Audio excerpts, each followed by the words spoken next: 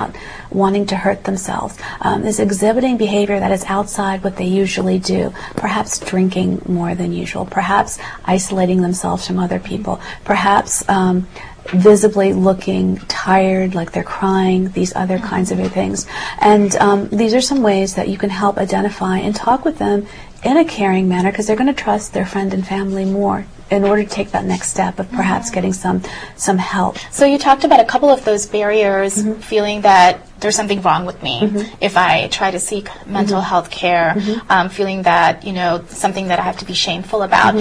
Some other barriers that seem to exist are also cultural and linguistic barriers. Absolutely. Can you talk a little bit about what those barriers could look like? A very basic one could be the topic of arranged marriages and what that might look like in the community today versus even 20 years ago. So in order to even explain that to a therapist who's not from the same cultural background, might feel like I have to go through this barrier to explain it. So just to perhaps one comfort for a person might be having someone across the way who looks like them and may understand some of those components. Not that everyone's experience is the same, but just that's one. Linguistically, language can be a big barrier because when it comes to emotional issues, we often want to speak in what we may call the language of the heart. So things that when we're very emotional, the language that comes most naturally to us, and it may not be English. So you may have some proficiency in English and be able to kind of express some pieces, but to really express what's going on, you want to go to a language that's most comfortable to you, and it may be the language you grew up with first, so a South Asian language. So one of the things we also try to locate in terms of our referrals, looking when people come asking, is I ask, what language do you feel most comfortable expressing yourself in? Because then I try to find a therapist who can speak that so that they have another level of comfort. And interestingly, this is also something that may cause conflict between some family situations in terms of first generation to second generation, because often the second generation, their language of the heart may be English, and the first one may be whether it's Hindi or Tamil or Bengali. And so already there's starting to be a little bit of a disconnect within the family, and that may cause some of the language. Not that they can't work through it, but that already puts up a little bit of barrier within that communication style. So to help address someone who could be bilingual and help really relate that both culturally and linguistically can help soothe some of those barriers in terms of feeling like they have to feel the support. Mala, Razia talked a little bit about how when you have a therapist who understands your culture, it can actually make a big difference. And I know that you work with immigrant parents and children quite a lot. Can you talk a little bit about some of the successes that you've seen in the lives of your clients? While doing the intake, I look at the acculturation level of the clients as well. What it really means is looking at their adaptiveness within the culture and with the mainstream culture. It's different for each person, especially parents might be acculturated or adapted differently than the children. Children at that level want or seek more independence, and they want to do things on their own, whereas the cultural expectation is to obey the parents. Parents expect certain things, and that brings out a whole lot of conflict. Explaining that to the parents, lowering their expectations from the children, working with the children to balance themselves within both the cultures. That's what we normally try and do in the therapy sessions. Great. So it sounds like, by accessing this sort of care, even issues like getting along in high school and learning to adapt to a new environment can be helped quite a bit. Razia, I want to ask you a quick question about you had mentioned a number of triggers. Another one that we've also noticed is the impact of the economic crisis. Can you talk very quickly about whether you've seen an effect on South Asian communities as a result of that? Absolutely. I'd mentioned earlier we track some of our data in terms of referrals, and definitely right around October, November, there was a double in intakes right around that time. It stayed pretty highly consistent since then.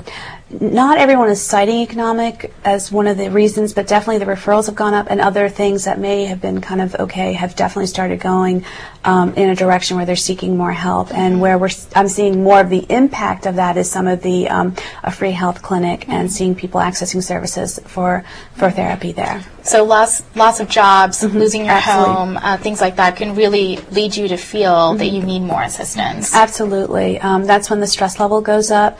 That's when you feel feel hopeless. That's when you may feel desperate. That's when if you don't feel you can turn to anyone else. And that's when you also may want to keep up the image of, being the model minority, that you don't want to let people know what's really going on. We've talked about some triggers. We've talked about some of the situations that South Asian families and individuals might be facing. So if you or someone that you know is really in need of assistance, where can you turn? So I'm going to ask Mala first to talk a little bit about both the Multicultural Clinical Center as well as government agencies and other organizations that might be able to provide assistance. Mala? Okay. Multicultural Clinical Center has therapists from many different cultures and languages. So what about some government services that are also available for people in the area? Most of the counties, Deepa, they offer mental health services.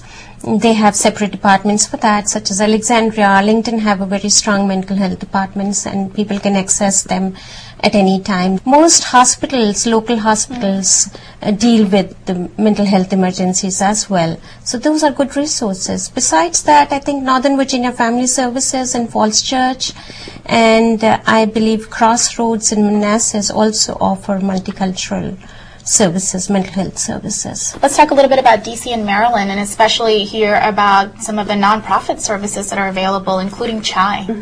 CHAI is a nonprofit, and our mission is to help educate and find referrals for people on mental health and wellness issues. In conjunction with that, we also work with mainstream organizations such as the government or organizations or clinics or other places to ensure that they're reaching out and offering the services to the South Asian community.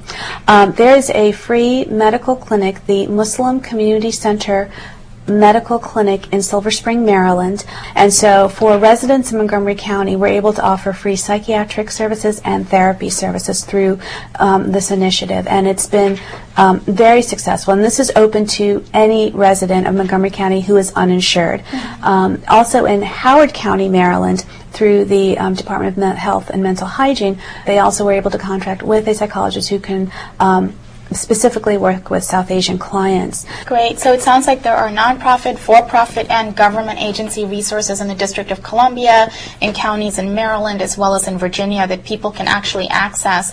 And it also sounds like, for example, many mental health professionals are doing a lot of advocacy to make sure that government agencies and other professionals are aware of what are the issues that affect South Asians and how can you provide more culturally and linguistically appropriate services. I want to thank our guests today, Razia Cozy from CHAI and Mala Tandon from the Multicultural Clinical Center, for spending some time with us and making it clear that for all of us in the South Asian community, we don't need to be silent and that there are resources out there that can assist us if we need them.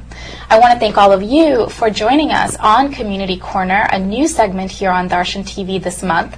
My name is Deepa Iyer. I'm your host. I'm also the Executive Director of South Asian Americans Leading Together, which is a nonprofit organization that is sponsoring Community Corner every month, where we'll be coming to you to talk about some of the issues that affect the lives of South Asians here in the DC metropolitan area. You can learn more about us at www.saalt.org, and we hope to see you again next month. Thank you.